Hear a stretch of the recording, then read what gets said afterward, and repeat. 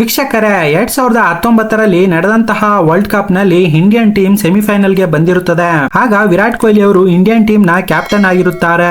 First batting ಮಾಡಿದಂತಹ New Zealand ತಂಡವು 239 run ಅನ್ನು ಗಳಿಸಿ ಭಾರತಕ್ಕೆ 240 ರನ್ ಅನ್ನು ಟಾರ್ಗೆಟ್ ಆಗಿ ಕೊಟ್ಟಿರುತ್ತಾರೆ. ಆದ್ರೆ ಇಂಡಿಯನ್ ಟೀಮ್ ಅಲ್ಲಿ ಬಂದಂತಹ ಟಾಪ್ ಆರ್ಡರ್ ಬ್ಯಾಟ್ಸ್ಮನ್ ಗಳು ಸಿಂಗಲ್ ಡಿಜಿಟ್ ನಲ್ಲಿ ಔಟ್ ಆಗಿ ಪೆವಿಲಿಯನ್ ಕಡೆಗೆ ಹೋಗುತ್ತಾರೆ. ಇದಾದ ನಂತರ ಮಿಡಲ್ ಆರ್ಡರ್ ನಲ್ಲಿ ಬಂದಂತಹ ರಿಷಬ್ ಪಂತ್ ಮತ್ತು ಹಾರ್ದಿಕ್ ಪಾಂಡ್ಯ ತಲಾ 64 ರನ್ ಅನ್ನು ಗಳಿಸಿ ಪಾರ್ಟ್ನರ್ಶಿಪ್ ಅನ್ನು ಬಿಲ್ಡ್ ಮಾಡುತ್ತಾರೆ. ನಂತರ ಜಡೇಜಾ ಮತ್ತು ಧೋನಿ ಅವರು ಸ್ಕ್ರೀಸ್ ಗೆ ಬರುತ್ತಾರೆ. ಆಗ ಮ್ಯಾಚ್ ಗೆಲ್ಲುವ ಸಂಭವ ಎಲ್ಲ ಭಾರತದ ಪರವಾಗಿಯೇ ಇರುತ್ತದೆ.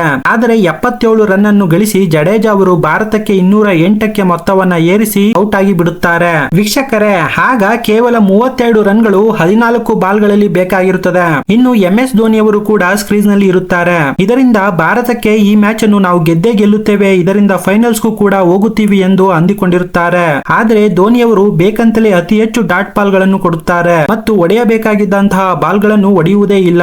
ಇದರಿಂದ ನ್ಯೂಜಿಲೆಂಡ್ ಬೌಲರ್ ಗಳಲ್ಲಿ ಒಂದು ಕ್ಷಣ ಕನ್ಫ್ಯೂಸ್ ಆಗಿ ಬಿಡುತ್ತಾರೆ. ಏಕೆಂದ್ರೆ ಇಷ್ಟು ಒಳ್ಳೆಯ ಬಾಲ್ ಗಳನ್ನು ಧೋನಿ ಅವರು ಏಕೆ ಹೊಡೆಯುತ್ತಿಲ್ಲ ಎಂದು ನ್ಯೂಜಿಲೆಂಡ್ ತಂಡವೇ ಯೋಚಿಸಲು ಆರಂಭಿಸುತ್ತಾರೆ. ವೀಕ್ಷಕರೇ, ಧೋನಿ ಅವರು IPL ನಲ್ಲಿ ಕೇವಲ 7 ಬಾಲ್ ಗಳಲ್ಲಿ 32 ರನ್ ಅನ್ನು ಗಳಿಸಿರುವ ಇತಿಹಾಸ ಸಾಕಷ್ಟಿವೆ ಮತ್ತು ಧೋನಿ ಅವರು ಡೆತ್ ಓವರ್ ಗಳಲ್ಲಿ ಹೇಗೆ ಬ್ಯಾಟಿಂಗ್ ಮಾಡುತ್ತಾರೆ ಎಂಬುದನ್ನ ನಾವು ಸಾಕಷ್ಟು ಬಾರಿ ನೋಡಿದ್ದೇವೆ. ಆದರೆ 2019ರ ಸೆಮಿಫೈನಲ್ ನಲ್ಲಿ ಕೇವಲ 34 ರನ್ ಅನ್ನು 14 ಬಾಲ್ ಗಳಲ್ಲಿ ಹೊಡೆಯಲು ಧೋನಿ ಅವರು ಮನಸ್ಸು ಮಾಡುವುದೇ ಇಲ್ಲ.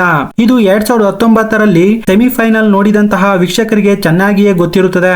ವೀಕ್ಷಕರೇ, ಧೋನಿ ಏಕೆ 2019ರ ಸೆಮಿಫೈನಲ್ ನಲ್ಲಿ ಅವಕಾಶವಿದ್ದರೂ ಗೆಲ್ಲಲು ಮನಸ್ಸು ಮಾಡಲೇ ಇಲ್ಲ?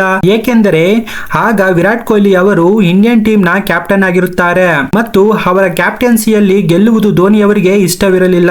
ಏಕೆಂದರೆ ವಿರಾಟ್ ಇನ್ನಷ್ಟು ಎತ್ತರಕ್ಕೆ ಬೆಳೆದು ಬಿಡುತ್ತಾರೆ, ಇದರಿಂದ ಮುಂದಿನ ದಿನಗಳಲ್ಲಿ ನನಗೆ ಹೆಚ್ಚು ಅವಕಾಶ ಸಿಗೋದಿಲ್ಲ ಎಂಬ ಹೊಟ್ಟೆ ಕಿಚ್ಚು ಇತ್ತು ಎಂದು ಕ್ರಿಕೆಟ್ ಅಭಿಮಾನಿಗಳು ಹೇಳುತ್ತಾರೆ. ವೀಕ್ಷಕರೇ, ಆದ್ದರಿಂದಲೇ 2019ರ ಸೆಮಿಫೈನಲ್ ಮ್ಯಾಚ್ ಅನ್ನು ಧೋನಿ ಅವರಿಂದಲೇ ಇಂಡಿಯನ್ ಟೀಮ್ ಸೋತಿತು ಎಂದು ವಿರಾಟ್ ಕೊಹ್ಲಿ ಅವರ ಅಭಿಮಾನಿಗಳು ಹೇಳುತ್ತಿದ್ದಾರೆ. ಆದ್ರೆ ಧೋನಿ ಅವರಿಗೆ ನಿಜವಾಗ್ಲೂ ಯಾವ ರೀತಿಯ ಯೋಚನೆಗಳು ಮಾಸ್ಟರ್ ಮೈಂಡ್ ನಲ್ಲಿ ಇತ್ತ ಅಥವಾ 2019ರ ಸೆಮಿಫೈನಲ್ ನಲ್ಲಿ ಸಂದರ್ಭಗಳಿಂದ ಭಾರತ ಸೋಲನ್ನು ಅನುಭವಿಸಿತ, ನಿಜವಾಗ್ಲೂ ಅಂದು ಭಾರತ ಸೋಲಿಲಿಕ್ಕೆ ಕಾರಣ ಯಾರು ಮತ್ತು ಏಕೆ ಅಂತ ಕಮೆಂಟ್ ಬಾಕ್ಸ್ ನಲ್ಲಿ ಕಮೆಂಟ್ ಮಾಡಿ. ವೀಕ್ಷಕರೇ, ನೀವು ಕೂಡ ಧೋನಿ ಮತ್ತು ವಿರಾಟ್ ಕೊಹ್ಲಿ ಅವರ ಅಭಿಮಾನಿಯಾಗಿದ್ದರೆ ನಮ್ಮ ಚಾನೆಲ್ ಅನ್ನ ತಪ್ಪದೇ ಸಬ್ಸ್ಕ್ರೈಬ್ ಮಾಡ್ಕೊಳ್ಳಿ. ಹಾಗೆ ಈ ವಿಡಿಯೋ ಇಷ್ಟವಾಗಿದ್ದರೆ ಲೈಕ್ ಮಾಡಿ ಮತ್ತು ನಿಮ್ಮ ಕ್ರಿಕೆಟ್ ಫ್ರೆಂಡ್ ಗೆ ಶೇರ್ ಮಾಡಿ.